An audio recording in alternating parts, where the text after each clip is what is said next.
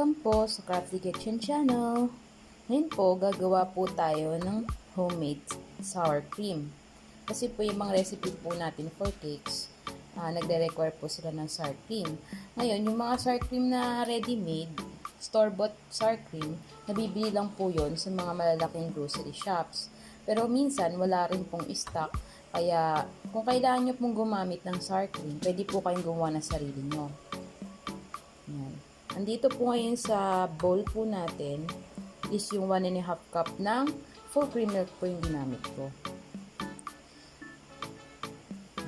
Haluin muna natin kasi pinalamig ko siya. Dapat nasa ano siya, room temperature lang po yung ating milk.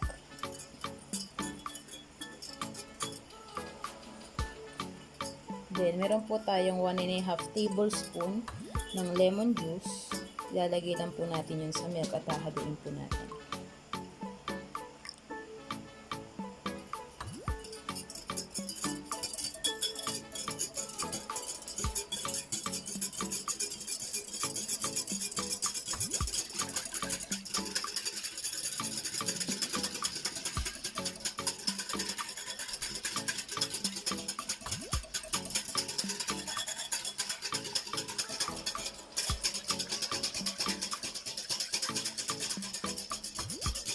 Pwede nyo na rin po siyang idirekta sa garapon.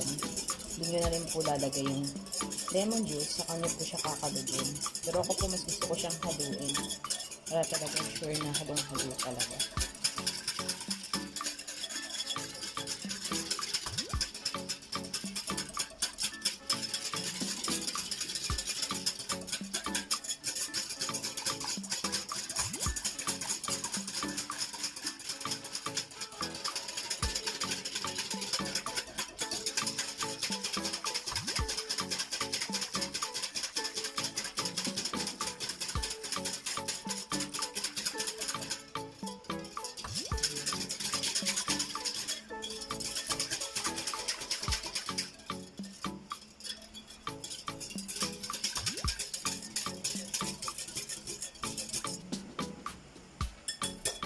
Tapos, ita-transfer natin siya sa garapon.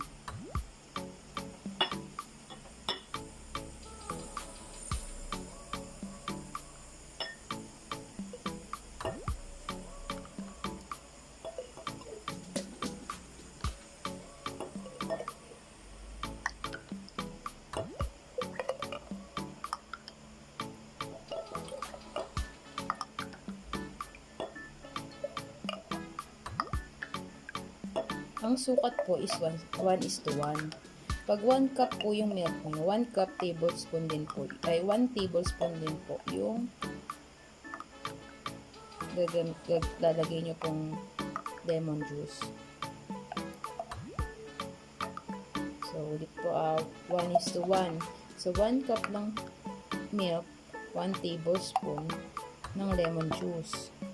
Pwede rin po kayong gumamit ng vinegar.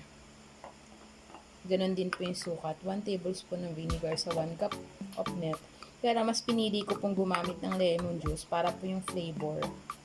Mas tangy po yung flavor. Kaysa po sa vinegar. Kasi yung vinegar, alam nyo naman po, hindi naman po ganun kasarapan ng vinegar.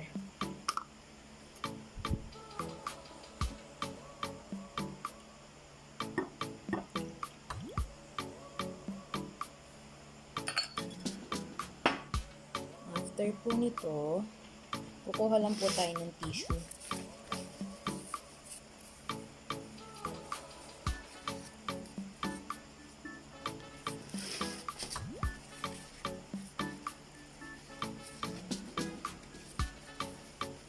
Tatakpan lang po natin siya. Then, kuha na lang din po kayo ng rubber band.